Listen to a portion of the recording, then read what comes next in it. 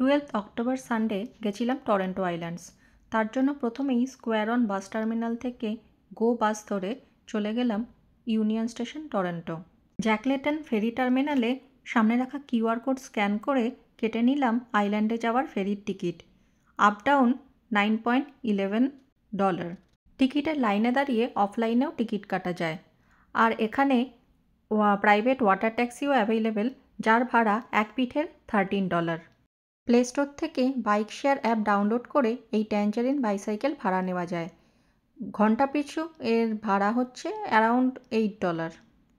এখানে এক্সপ্লোর করার 3টে আইল্যান্ড আছে, সেন্ট্রাল, হারল্যান আর ওয়ার্ড, যা সাইকেলে করে খুব ইজিলি কভার করা যায়।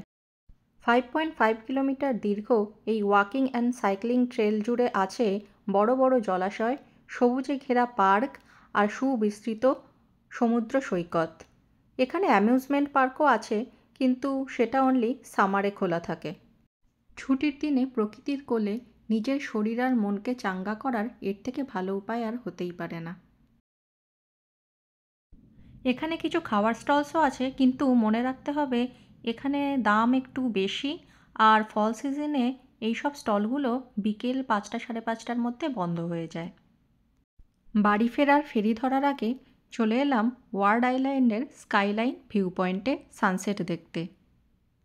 এই ভিউ পয়েন্ট থেকে আলোকসজ্জিত টরন্টো শহরের রাতের দৃশ্য খুবই সুন্দর, কিন্তু এবার আর সেটা দেখা হলো না, কারণ 6:45-এর যে ফেরিটা সেটা না পেলে আবার পরের ফেরি 1 ঘন্টা বাদে।